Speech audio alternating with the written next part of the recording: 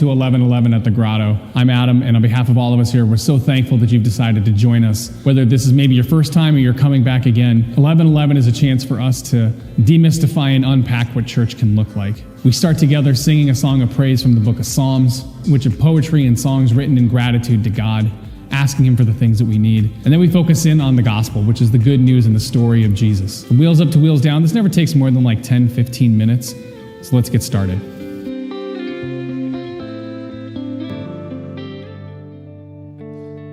Praise to the Lord, who lifts up the poor and praise you, servants of the Lord,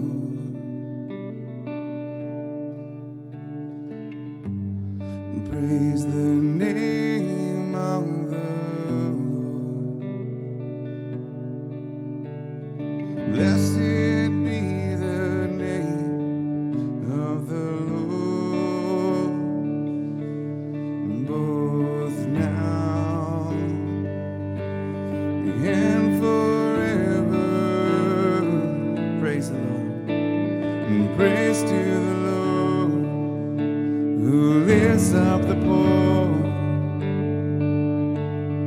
Oh, sing praise to the Lord, who lifts up the poor.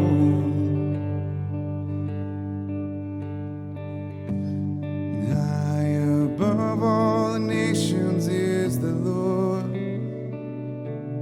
above the heavens is His glory.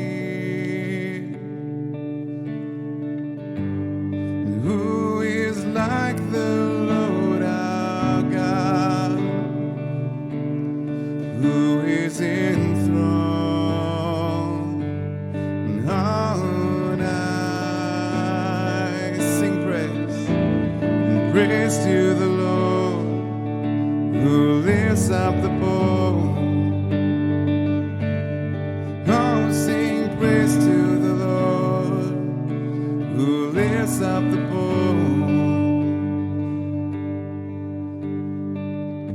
He raises up the lonely from their dust, from the dunghill.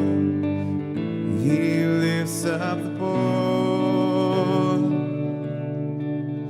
to see them with princes, with the princes of His own people.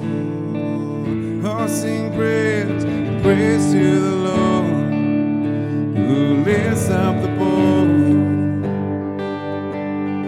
Oh, sing praise to the Lord, who lifts up the poor. Sing praise to the Lord, who lifts up the poor. Sing praise to the Lord, who lifts up the poor. I don't know if your dad was anything like my dad, but my dad tended to get angry about all things little and big. And I remember very distinctly one time when he actually taught me a lesson without losing his cool about what it meant to be trustworthy. So one day, my brother and I were left at home alone, and we used to play this game. Our whole hallway was tile floors, and we would play this game where one of us would sit on a blanket and the other one would drag them down the hall and rocket them down the hallway. Now, I'm older than my brother, and I'm considerably bigger than him, so when it was his turn to rocket me down the hallway, I never really got that far. But I remember this one day in particular, I really gave it my all. And as I was running, I slingshotted him past me, and he went flying all the way down the hallway. And what we used to do is we would use the garage door at the end of our hallway to kind of stop ourselves. And it never really worked particularly well. It always kind of hurt a little bit. But I remember this time, for some reason, he kind of leaned a little bit to the right, and his legs kicked up next to him. And his whole right leg, from knee to foot, went right through the wall right next to the garage door leading out to the garage.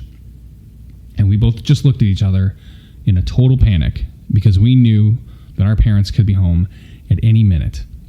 So as we freaked out, I came up with the perfect plan. I said, don't worry about it. I got this. And keep in mind, this was the early 90s.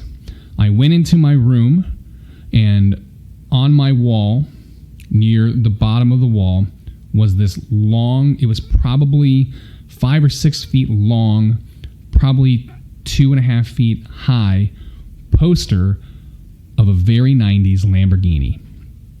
And I grabbed that poster, and I grabbed some thumbtacks, and I went out into our hallway, and I managed to hang the poster in such a way that it covered the entire hole.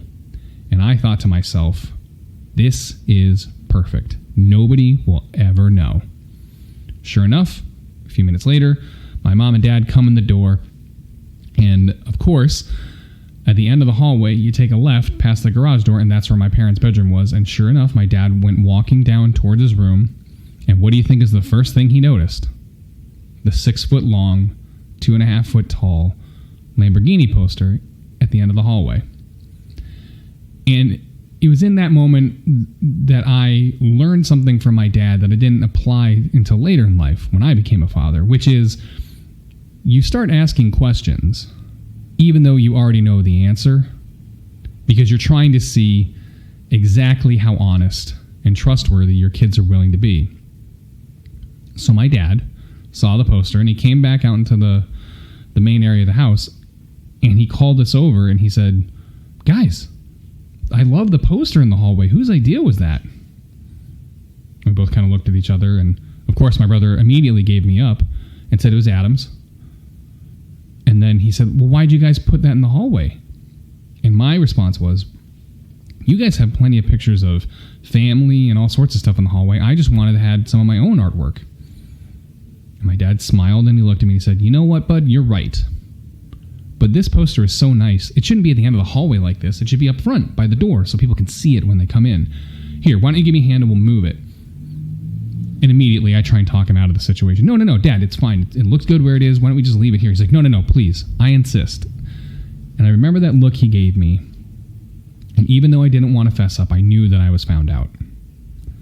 So we undid the thumbtacks, and we pulled the poster off of the wall, and he sees the hole for the first time. And he acted totally surprised, just gobsmacked. Guys, what happened here? And of course, my brother snitched right away. Adam did it. He slung me down the hallway, and I fell, and I hit a hole in the wall, but the whole thing was his fault. And as I am at the verge of tears, because I know that my dad is about to lose it on me,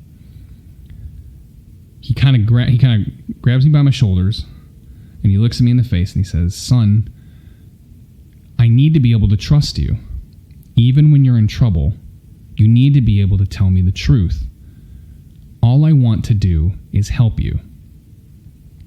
And this is a side of my dad that I had never known before. I just assumed that my dad was always angry, and he never said those words. All I want to do is just help you. I need you to tell me the truth. I need to be able to trust you. Jesus teaches us something similar in the Gospel of Luke chapter 16. He says this. Jesus said to his disciples, the person who is trustworthy in very small matters is also trustworthy in great ones.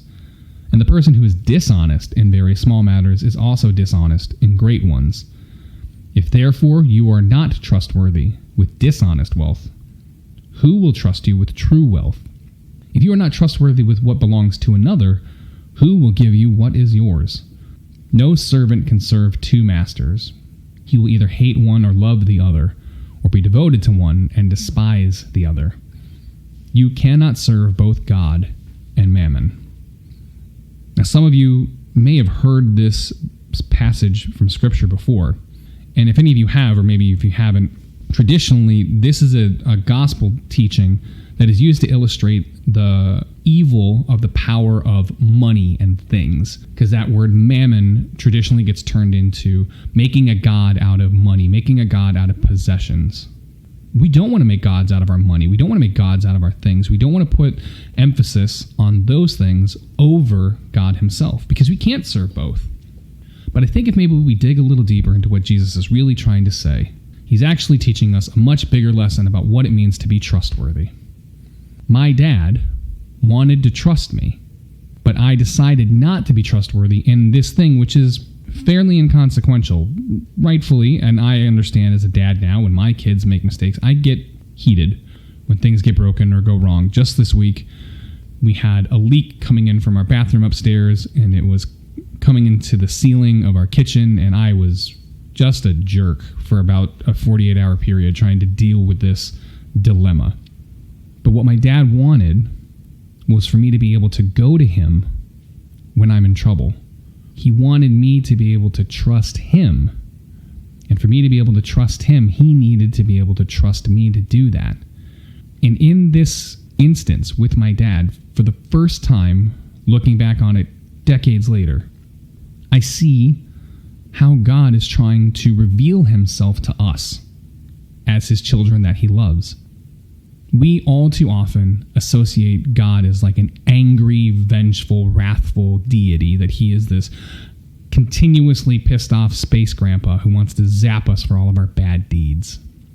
But Jesus, as his son, came to show us who that loving father really is. And God knows everything that we need. And when the Bible teaches us that we have to come to him and ask him, it's not saying that we need to come to him and ask him for winning lottery numbers, but to come to him with our trust. Sometimes it's difficult for us to find the ways to ask God for things, and sometimes we treat God like he's a fairy godmother. What God really wants us to do is bring all of the little things and trust him with those little things, so that he knows that we can trust him with the really big ones. He wants to be a loving father in everything that we need, in everywhere that we are. We can't serve two masters. We cannot trust and serve our own distrust based on our own experiences and be able to give all the stuff to a loving God unless we are willing to let go of all of that damage and all of that hurt and all of our fear and let him be who he says he is. As we go on throughout our week, in our lives, in our places of work, around our family and friends and our neighbors and strangers, let us try just a little bit to be people who trust God in little and small things and bring others to trust him too.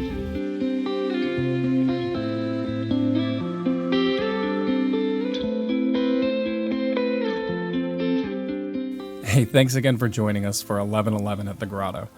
If you have any questions about the Grotto, 1111, or anything else, visit us online and connect with us at thegrotto.community.